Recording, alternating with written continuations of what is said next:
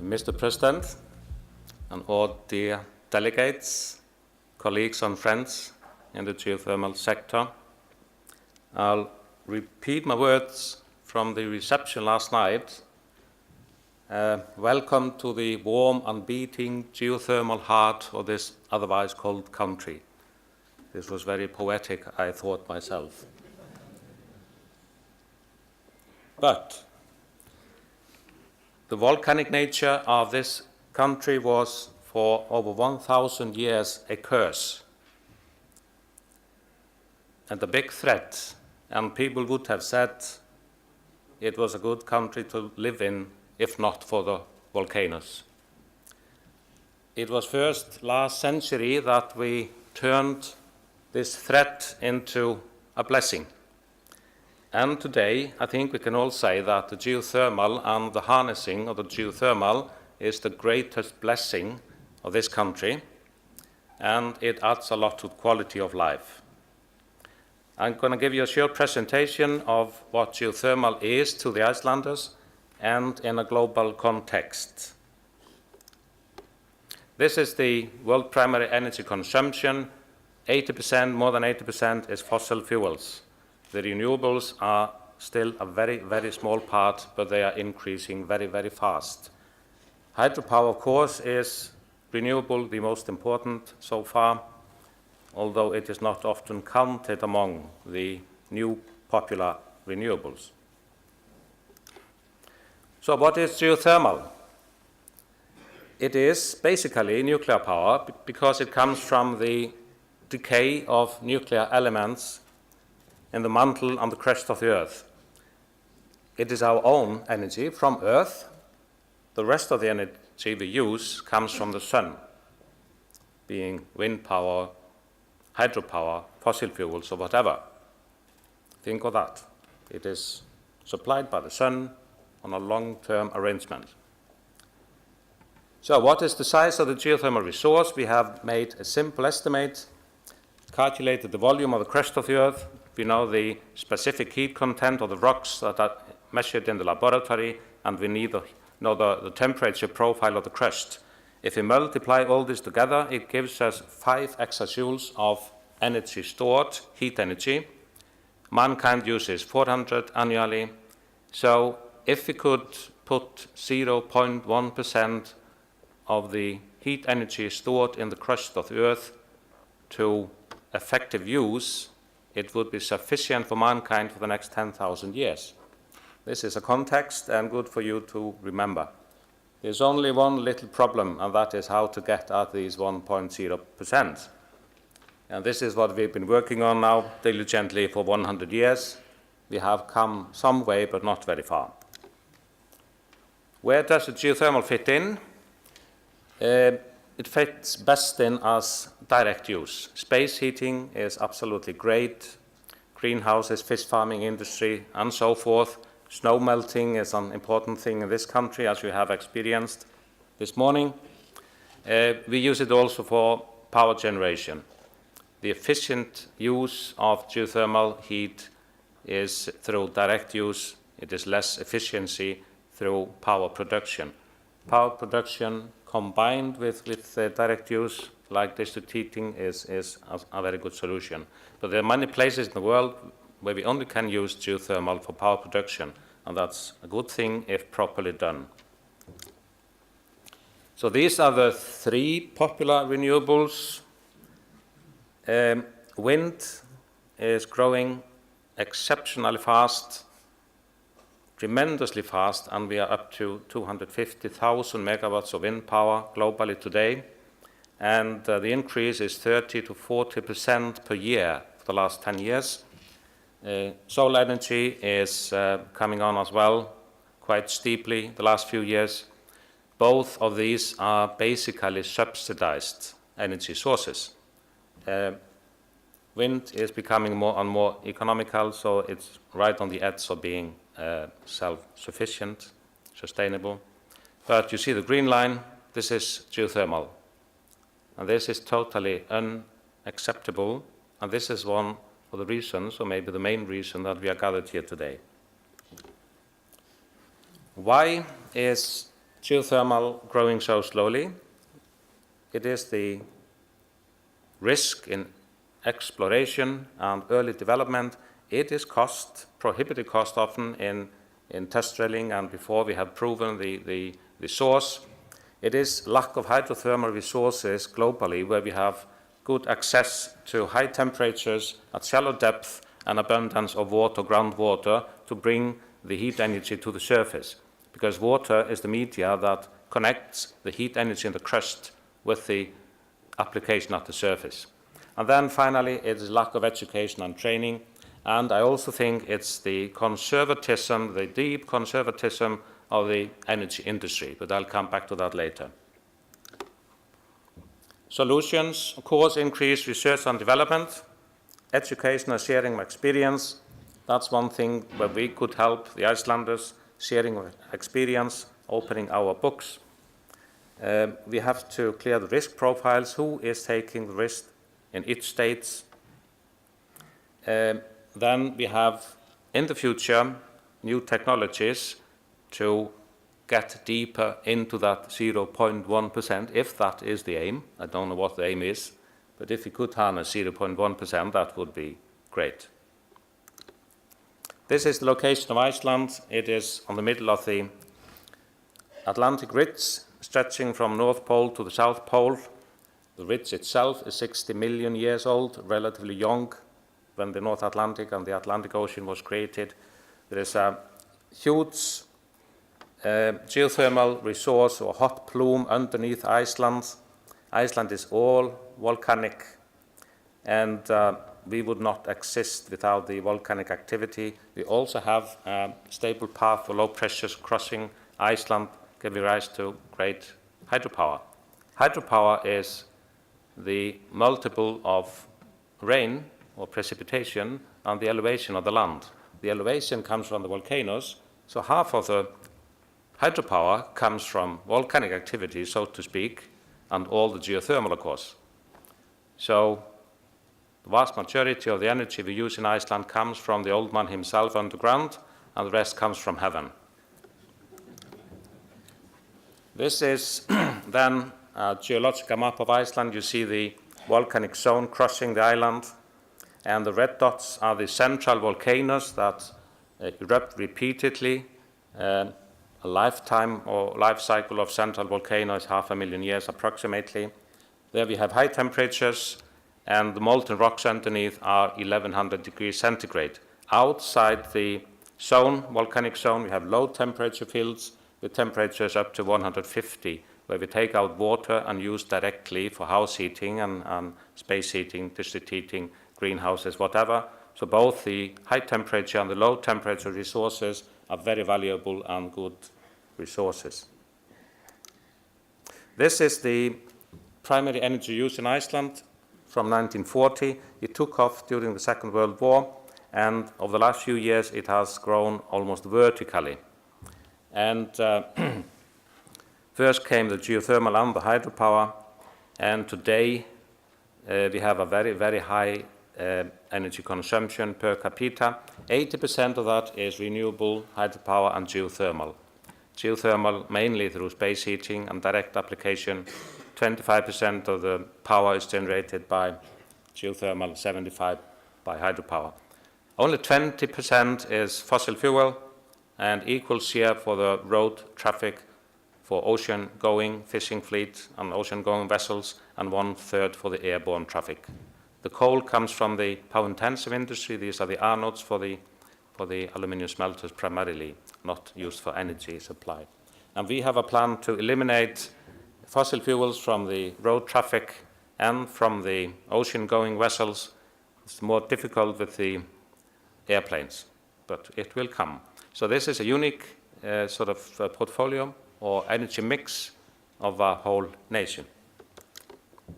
Here you see the same in a different way. You see the share of each for each given year, and it was primarily coal back in 1940. Now it is hydro and geothermal. This is space heating in Iceland. Development over the last 44 years. As late as in 1970, more than 50% of all houses in the country were heated by oil, and 56% by oil and electricity combined. Now geothermal is 90% of all space heating in the country, 90%, and electricity is the rest. So fossil fuel heating has practically been eliminated. And then electricity, of course, is also renewable, hydro and geothermal. This is the geothermal usage in the country: 45% space heating, 40% power generation. Snow melting is increasing, the red part, 4% today. This is quite interesting. On a day like this, we are heating our sidewalks, we are heating our parking lots to keep them free of ice and snow in the wintertime. Then we have fish farming, swimming pools, one of the wonders here. The benefit of geothermal to the Icelanders is enormous. It is estimated 500 to 800 million US dollars per annum. And that is equal to approximately 5% of the gross domestic product of the country. And this is absolutely and totally unique, totally unique. We might introduce the term of geothermal density in national economy. I just thought of it yesterday. With that reference, we would be way ahead of any other nation. This is Reykjavik in 1933, still heated by coal primarily. And this is Reykjavik today. There's no coal heating. This is Reykjavik yesterday. Sorry. We do not build houses with chimneys any longer. And this is a blessing that we seem to have forgotten. We take it as granted. It would be interesting to take the heating away and see what happened. Here you see the development of CO2 emissions from heating in Reykjavik from 1961 to 2011. And by 1998, it had been eliminated, and there's no emission, and this is how it's going to continue. This is tremendous success. Here we see the CO2 emissions that we have omitted, and by taking up geothermal, and today we would be emitting 3 million tons of CO2 annually by heating all houses by fossil fuels in Reykjavik. Instead, it is zero. So we have saved over 100 million tons of CO2 emissions through using geothermal. So what made this possible? Policy, of course, and long-term thinking, low long-term cost, forward thinking, and the oil crisis. When I mentioned policy, it was made, the decision was made when the geothermal heating was introduced to have it compulsory for house owners to connect to the geothermal system. That was, of course, very, very important. So it was not a choice. It was very much debated during times when fossil fuels were cheap. People wanted to go over to fossil fuels, but that was not allowed, and no one disputes this any longer. So what is the cost of heating homes in Iceland? We take 100 square meters, 3-persons home, and we take the power cost and the space heating. And we compare to our neighbors in Copenhagen, Stockholm, Oslo, and Helsinki, and the cost here is just a fraction. And we use a lot of heat energy. We keep every room at 22 degrees throughout the year, even the garage, and so this adds to the quality of life. If you put it into another context, this is the number of Big Macs. 10 Big Macs for heating a house a month for an average family in Iceland, 75 in Denmark. But this is not a good comparison. It also tells me that the Big Macs are cheaper in Copenhagen than in Iceland. Anyway, we'll go a little bit into what Reykjavik Energy is and what it stands for. This is a multi-utility. This is publicly owned by 3 municipalities. It started operations in 1909. That's the oldest route, 104 years old. Then the electricity came, hydropower, hot water district services started 1930. So it's 83 years now, continuous service and a great success. So it's services and then fiber optic services from 1999. This is the size in geothermal terms of Reykjavik Energy. We have 423 megawatts installed power production, and then we have some between 1,000 and 1,500 megawatts of thermal capacity for house heating. This tells us that we are among, if not the largest geothermal company in the world combined, heat and power. But this also tells us, and more remarkably, that geothermal companies in the world are very, very small and few. And that has to change. What are the challenges in geothermal harnessing? It is cost, risk, surface footprint. How can we minimize that? Reservoir management, so we have it operate in a sustainable manner. Induced seismicity is a new thing in Iceland in one of our power plants, and then H2S emissions that are becoming a problem, and we are working very seriously in our power plants, and the Icelandic geothermal industry combined is working very diligently and seriously on eliminating H2 emissions. We are working in two projects called Sulfix and Carbfix. Sulfix means taking the sulfur H2S and fixing it into minerals in the ground. Carbfix is CO2 emissions from the power plants, fixing them in minerals in the ground as well. Deep drilling is, I'll come back to that. This is the Carbfix and Sulfix from our main power plant, the largest one, Hellisheidi power plant, that you will visit this afternoon if weather gods allow. We emit 40,000 tons of CO2 from the geothermal steam. That's a low number compared to coal-fired power plants, but there's quite a bit of H2S. And what we're doing, we are separating the gases from the other gases coming out of the earth. We mix CO2 and H2S with water, and we re-inject it into the ground at 500 meters depth, where these chemical components combined with the geothermal water, and it results in minerals being precipitated and then stored in the ground forever. We have been doing years of experiments and research, and it seems to be a good way forward. And if we succeed in an industrial scale, this is a breakthrough. And after that, all our high-temperature geothermal power stations will be totally clean of H2S and CO2. So this is the basic process. We have the basaltic rocks in the ground. We pump down CO2 dissolved in water, and it forms carbonates and stays forever underground, where it came from in the beginning. Same with the H2S. It reacts with the basaltic rock and forms sulfur or pyrite minerals. A few words of deep drilling. This is East Iceland Krafla geothermal field. You see a magma chamber at 3 kilometers depth. Typically, we drill 2.5 kilometers into the ground into 250 degrees centigrade or 270 temperature. We take out the steam into the turbines. A research and development program was initiated some 15 years ago. The idea is to drill deeper, down to 5 kilometers, go into much higher temperatures, much higher pressures, and much higher energy yield from the rocks. We have drilled one well that was in 2009, 4 years ago.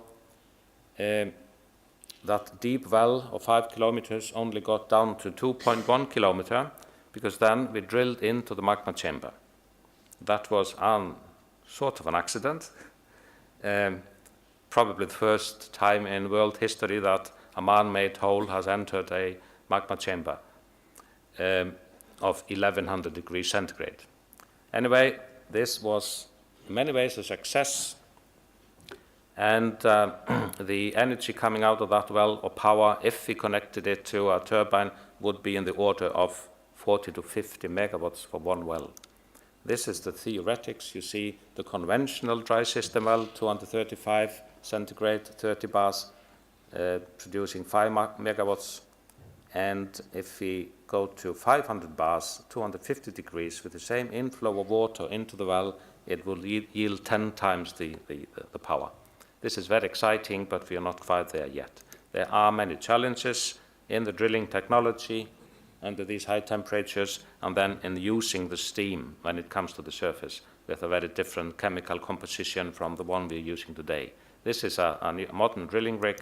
This is how we drill. We drill directionally into the ground in all directions to find the targets. These are the challenges in drilling technology: bottom hole assembly at high temperature, steel casing, cementing, well logging. These are all challenges that we are working on, and I believe firmly that we will overcome, but not tomorrow though. Few pictures from our power plants. This is Hellisheiði, our flagship in our company. We have visitor centers at all our power plants, and where we educate people from the street and anyone. And this is in the minds of many visitors, foreign visitors, a strange thing. People are used to see a fence and a man and a dog at the gate, but we keep it open, and we are proud of our achievements. Here's another one: combined heat and power plant. Inside Reykjavik, from the hotels, you see the low temperature wells. You see there the Hilton Hotel right in front of it. If you look out of the window, you see the wellheads giving water of 125 degrees centigrade that we pump up, mixed with cold water because it's too hot to be used, and then we pump it directly into the houses at 80, 85 degrees centigrade. Well, this is a blessing. 150 outdoor swimming pools open around the year from 7 o'clock in the morning, like in this case in the center of Reykjavik. Greenhouse, nature bath. This is in Lake Mývatn in northern Iceland. This is the Blue Lagoon that you have heard of, and many of you have seen it. I'm not going to dwell on it. This is Krafla in northern Iceland. This is Reykjanes power plant. And this is Svartsengi, where the Blue Lagoon stems from. Conclusions: geothermal is one of the cleanest energy sources available if it's well done, well operated, properly monitored, and done with due respect to the environment. It has saved us 100 million tons of CO2 emissions in this country. It is very sustainable if done properly. It's a tremendous economic benefit. I'm almost finished. Back to this one. Again, we see the green line, which is horizontal and flat out. This we have to change.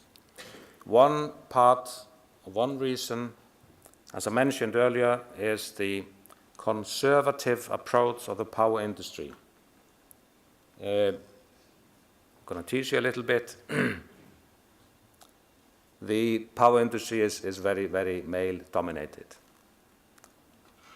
If that is the root for the conservatism, I don't know. In our company, Reykjavik Energy, women are 27 to 30% of the workforce. Women in management were 90% back in 2006. They are 42% today. They were underrepresented in management, and now they are overrepresented, if you could use that word. This is a quite exciting development. And what comes out of it is this.